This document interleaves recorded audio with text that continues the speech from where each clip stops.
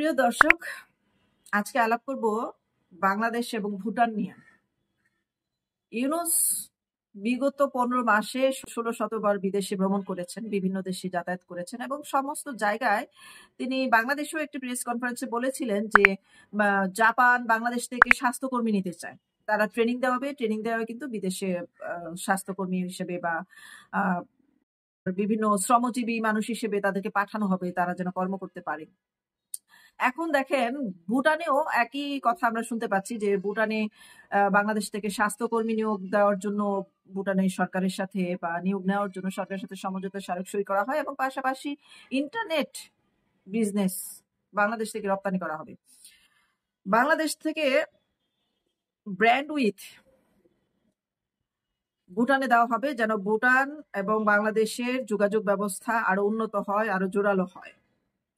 তো ভুটান কেন ভারত রেখে বাংলাদেশ থেকে ইন্টারনেট সংযোগ ব্যবস্থা নেবেন? ভারতে কোটি কোটি জনগণ রেখে বাংলাদেশ থেকে কেন শ্রমজীবী কর্মীদেরকে নেবেন? হয়তোবা তিনি অনেক সহজে এখানে পেয়েছেন সুবিধাগুলো। আপনারা কি এটা দেখেছেন, দিল্লিতে এই যে মাত্র কিছুদিন হলো সেখানে যে বিস্ফোরক দ্রব্য পাওয়া গেছে 300 কেজির মতো, এবং 4 জন ব্যক্তি জঙ্গি হামলার বিস্ফোরক ঘটনা ঘটিয়েছে দিল্লির লালবাগে। আর সেখানে তাদের পরিচয় কি ছিল? একজন নারীকেও পাওয়া গেছে। তাদেরকে পরিচয় পাওয়া গেছিল তারা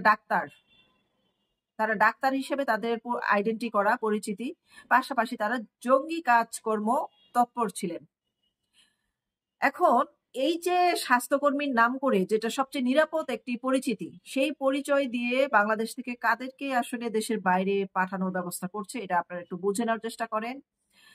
সুইজারল্যান্ড ঘুরে আসলো, আপনারা দেখেছেন সুইজারল্যান্ডে বসে বিভিন্ন ব্যবসায়ীদের সাথে সে বাণিজ্য করে আসছে, যাদের সুইজারল্যান্ডের নামে এবং তাইওয়ানের নামে বন্দর লিখে দেওয়া হলো, 2টি বন্দর, যে বন্দর বাংলাদেশের মানে প্রতিটি দেশের জন্য হৃৎপিণ্ড, যেখান থেকে বহুমুখী যোগাযোগ ব্যবস্থা, পৃথিবীর সাথে সংযোগ ব্যবস্থা সহজ করে দেয়। সেই বাণিজ্যিক ক্ষেত্র সবচেয়ে গুরুত্বপূর্ণ জায়গা, যেটি বিদেশিদের হাতে তুলে দেওয়া হলো, সে বিদেশে ভ্রমণই করে দেশ বিক্রি করার জন্য। এইবারই প্রথমবার দেখা গেল যে ভুটান থেকে প্রধানমন্ত্রী বাংলাদেশে এসছেন ইউনূসের সাথে সমঝোতা করার জন্য, বাণিজ্যিক স্বাক্ষর করার জন্য। এইটা একটু রহস্যজনক মনে হলো না? ইউনূস কেন ভুটানে গেলেন না? ভুটানে না গিয়ে কেন ভুটানের প্রধানমন্ত্রীকে নিয়ে আসা হলো দাওয়াত করে, এবং তাকে আবার এয়ারপোর্ট থেকে গিয়ে রিসিভ করে নেওয়া হলো, তারপর তাকে নিয়ে আসা হলো। এখন এই যে স্বাস্থ্যকর্মীর নামে বিভিন্ন দেশে সে জঙ্গিদেরকে ট্রেনিং দিয়ে দিয়ে পাঠানোর ব্যবস্থা করছে এবং পাঠাচ্ছে। আসলে ডক্টর ইউনূসকে যদি আপনারা মাফিয়া বলেন, ভুল হবে না কোথাও।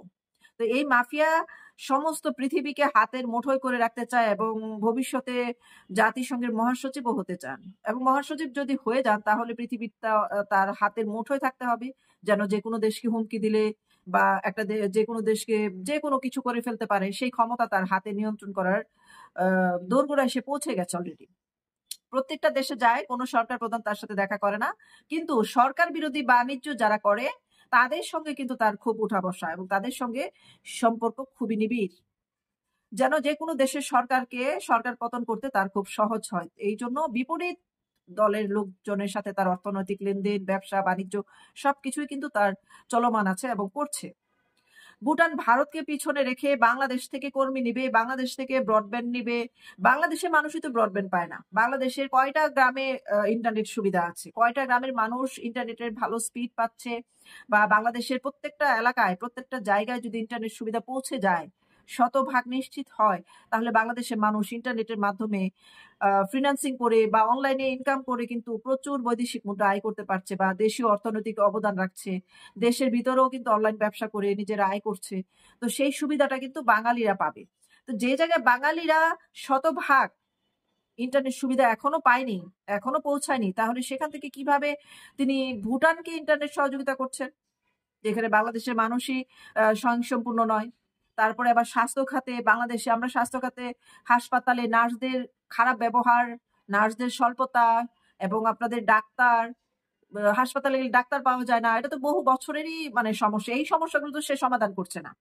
যে বাংলাদেশে প্রচুর ডাক্তার দরকার বা বিদেশ থেকে ডাক্তার নিয়ে আসবো বা বাংলাদেশে ডাক্তার তৈরি করব বা যারা ডাক্তারি পড়াশোনা করছে তাদেরকে মানে সহযোগিতা করে বাংলাদেশের মানুষের যেন শতভাগ চিকিৎসা নিশ্চিত হয় সেদিকে খেয়াল করবো। সেটা তো দেশের মানুষের জন্য কিছু করছে না। বিদেশের সাথে যত চুক্তি হোক না কেন সেটা ইউনুসের পকেটেই টাকাটা ঢুকবে এবং গিয়ে দেখবেন যে সে তার এই যে গ্রামীণ ব্যাংক টেলিকমের যে ব্যবসা, বাংলাদেশে গ্রামীণ ফোন ইন্টারনেট আমরা যে ব্যবহার করি গ্রামীণ ফোনের সিমের মাধ্যমে এবং গ্রামীণ টেলিকম ব্যবহার করছি, কথা বলছি। তো সেরকম ভুটানেও যদি তার ব্যবসা চলে তাহলে ভুটানের গোপন ইনফরমেশন পাওয়া বা তথ্য উপাত্ত পাওয়া তার কাছে কোনো বিষয় হবে না। এই যে কোনো জায়গায় বসে যে কোনো মানুষকে তারা ব্ল্যাকমেল করতে পারবে, যে কোনো মানুষকে তারা নিয়ন্ত্রণ করতে পারবে। এইরকম একটা পরিস্থিতিতে কিন্তু পৌঁছাচ্ছে। বাংলাদেশ যদি এতটাই স্বয়ংসম্পূর্ণ হতো তাহলে ইউনুস এত অর্থ খরচ করে আমেরিকা থেকে এলন মাস্কের কাছ থেকে কেন স্টারলিংক নিয়ে আসলো?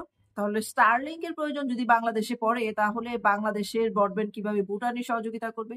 ভুটান কি ভারত থেকে ইন্টারনেট লাইন নিতে পারতো না?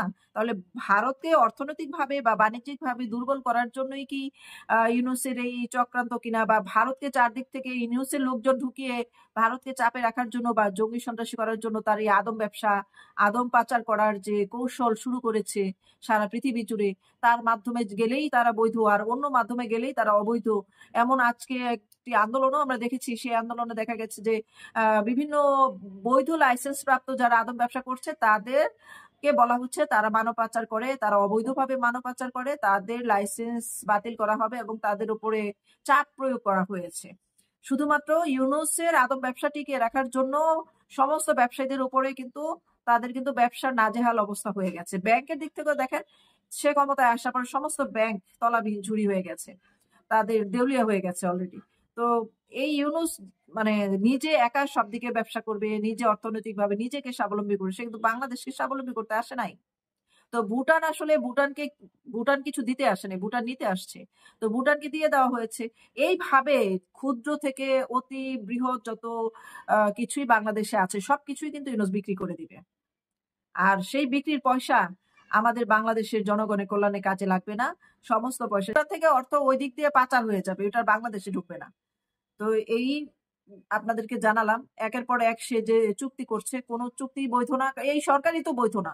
তো সে কিভাবে বিভিন্ন চুক্তি করে বিদেশের সাথে? তার কি অধিকার আছে বিভিন্ন বিদেশে বিভিন্ন চুক্তি করার, বাণিজ্যিক চুক্তি করার? বাংলাদেশে অন্তর্বর্তী নামে কোনো সরকার গঠন করার সাংবিধানিক কোনো নিয়ম নাই। এখন যদি বলে আমরা সংবিধান মানি না, তাহলে তোমরা কোন সংবিধান মানো? সেই সংবিধানই তো উপস্থাপন করতে হবে। ল বলে তো একটা কথা আছে, ল ল অফ অর্ডার, আইনের উপরে অর্ডার চলবে। তো আইনটা কোথায়? আইনকে বেআইনি ভাবে প্রয়োগ করে সে যেভাবে অবৈধ সুযোগ সুবিধা গ্রহণ করছে, অবৈধ কাজ কর্মকাণ্ড চালিয়ে যাচ্ছে, এইটার জন্য জনগণকে সচেতন হতে হবে এবং এই বিষয়গুলা উপস্থাপন করতে হবে, কথা বলতে হবে। তো ধন্যবাদ সবাইকে, সবাই ভালো থাকবেন এবং ভিডিওটি বেশি বেশি শেয়ার করে দেবেন।